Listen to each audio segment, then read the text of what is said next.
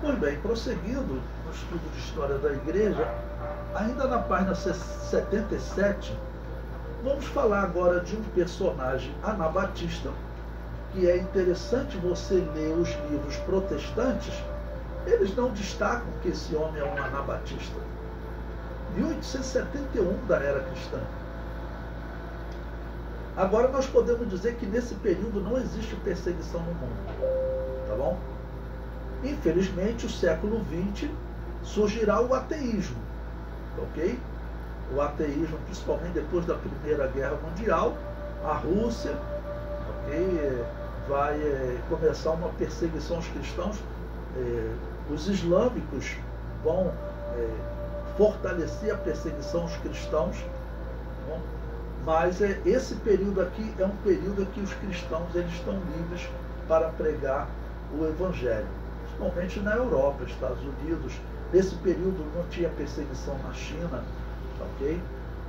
Pois bem, então eu coloquei aí para vocês um texto do historiador, né, na verdade da historiadora, tá bom? Edith Riet, que ela escreveu um livro que eu recomendo para vocês, 2000 anos de cristianismo carismático. Ou você pode ler 2000 anos de cristianismo pentecostal, e ela vai mostrar também o seguinte, o pentecostalismo nunca acabou. O pentecostalismo sempre existiu. Ela só não tem essa visão de que o pentecostalismo estava em igrejas que estavam sendo perseguidas. Ok?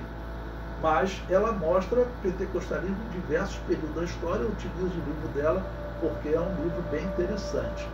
Pois bem, então ela nos diz o seguinte, sobre D.L. Moody. Moody, o mais distinto evangelista da última década do século XIX, também adotou o ensinamento de um batismo no Espírito Santo posterior à regeneração. O que é isso? A regeneração é o processo que ocorre quando você nasce de novo. Por isso, regeneração, ou seja, gerar de novo. Você aceitou Jesus, você nasceu de novo. Vocês sabem que, por exemplo, os batistas conservadores, chamado Batista Geral, eles dizem que nesse momento você recebe o Espírito Santo e não tem, né, um poder extra depois. O poder que você precisa, você recebe quando você aceita Jesus. Tá bom? Então, o que ela está dizendo é o seguinte. Bom, esse anabatista, ele dizia o seguinte, além da regeneração que você, esse processo que ocorre quando você aceita Jesus, você ainda tem um batismo no Espírito Santo, um mergulho no poder. E o argumento é claro, os apóstolos já tinham sido regenerados, já tinham, vamos dizer, aceitado Jesus, não existe dúvida disso. Mesmo assim, Jesus Cristo disse, ficai em Jerusalém, até que do alto sejais revestidos de poder. Ok? E é esse pentecostalismo, é esse carisma, lembre-se que carisma significa dom espiritual, é esse carisma, ok, que nós pregamos e que, veja, D.L. Moody também pregava. Ela prossegue. Ele afirmou que sua vida e ministério foram mudados para sempre em decorrência dessa experiência que ele teve, né, com o batismo do Espírito Santo. Tudo começou quando duas mulheres da sua igreja em Chicago se encarregaram de orar para que ele fosse batizado no Espírito. Enquanto elas oravam, sua fome por Deus foi aumentando até que em um dia de 1871, ele sentiu Deus de maneira que mudou a sua vida radicalmente. Eu estava gritando o tempo todo para que Deus enchesse-me de seu espírito. Bem, certo dia, na cidade de Nova York, oh que dia! Não posso descrevê-lo, eu raramente me refiro a ele. É como se fosse uma experiência muito sagrada para narrar. Paulo teve uma experiência da qual ele não falou por 14 anos. Só posso dizer que Deus se revelou para mim e que tive uma experiência tamanha do seu amor que precisei pedir-lhe que abradasse seu poder. Voltei então a pregar. Os sermões não estavam diferentes. Não apresentei nenhuma verdade nova. E ainda assim centenas se converteram. Eu não retornaria à situação que eu estava antes daquela experiência, por nada no mundo. Seria como um grão de areia na balança, ou seja, algo insignificante, né? Então ele fala que ele passou por uma experiência poderosa, que a pregação dele mudou. E essa pregação, essa experiência, é uma experiência pentecostal, né? A historiadora prossegue. Ainda que o ministério de Moody não fosse normalmente caracterizado por manifestações extraordinárias do Santo Espírito, curas, profecias e línguas não lhe eram de fato estranhas. Por exemplo, seu filho, William Moody, lembra do pai visitando os doentes em Chicago para orar pela cura do corpo e da alma. Outro exemplo vem do testemunho do reverendo Boyd, um ministro batista que foi a um encontro no qual Moody havia acabado de pregar e ficou maravilhado com o que viu.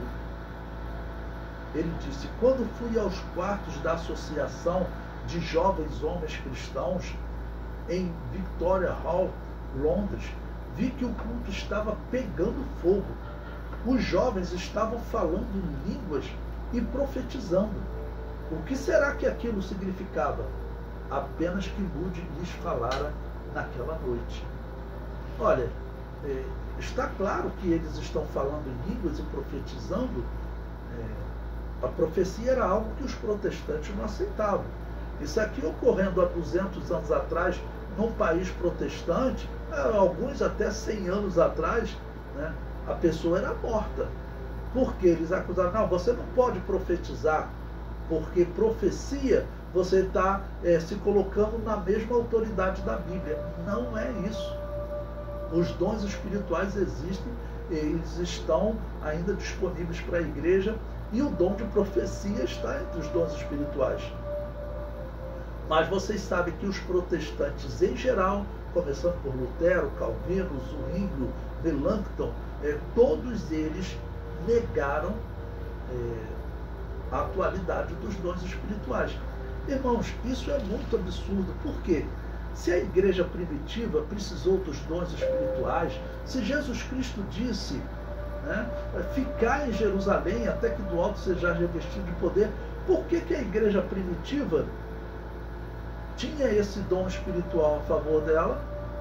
E essa igreja, vou chamar de igreja dos últimos dias, não necessita. Por que foi só para a igreja primitiva? Lutero, ele defendeu o que é chamado de cessacionismo, ou seja, os dons espirituais cessaram, porque ele procurava esses dons na igreja católica e nunca encontrou. E também porque Agostinho de Hipona, que foi um teólogo católico, foi o homem que organizou teologicamente o culto aos mortos na igreja católica com a sua obra O Cuidado Devido aos Mortos, ou o culto devido aos mortos. Agostinho de Hipona também tinha dito, não, os dons espirituais acabaram. Eu vejo na igreja não tem mais isso. É claro, ele vivia numa igreja pagã. Lutero também estava numa igreja pagã, então não podia encontrar os dons espirituais. Mas nós estamos vendo, olha, a liberdade está aparecendo, a liberdade está fazendo aparecer os dons espirituais. Eu contei para vocês a história das bruxas de Salem, que um pastor anabatista foi morto, e também foi morto uma irmã e um irmão. E o irmão, qual é a acusação dele?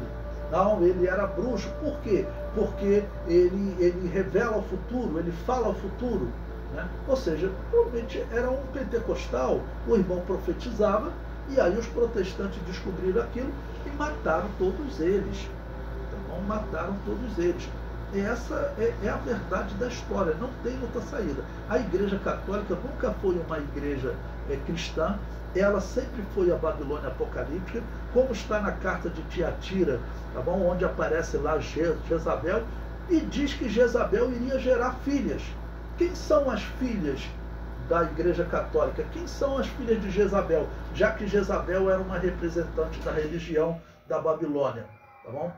Essas filhas eram com certeza a Igreja protestante, ok? Essas eram as filhas, né, que acabou a luz aqui, irmãos, perdão, acredito como está no break que vocês ainda estejam me ouvindo, né? Graças a Deus voltou a luz. Então as filhas da Igreja Católica, né, são as igrejas protestantes, Isso foi profetizado no Apocalipse. E se vocês verem os livros, estou falando dos livros evangélicos, né? Eles vão dizer que a igreja de Tiatira é o período anterior à reforma. E se nesse período diz que ela gera filhas, quem são os filhos? São os protestantes. Todas as protestantes mantiveram um batismo inválido da igreja católica, ou seja, o batismo da igreja da Babilônia apocalíptica, ok? Então não tem outra explicação, né? Por isso eu mostrei para vocês aquele debate entre os presbiterianos que eles até hoje não conseguiram responder. Não? O batismo católico tem validade? A maioria disse não, aquela é uma instituição pagã. Aí alguém lá que conseguia pensar, a minoria disse, olha, se você disser isso, você está excluindo os presbiterianos, porque nós saímos dela. Olha só. Bom, infelizmente eles não conseguiram ver, não conseguiram chegar à resposta final, né? Continuaram no engano.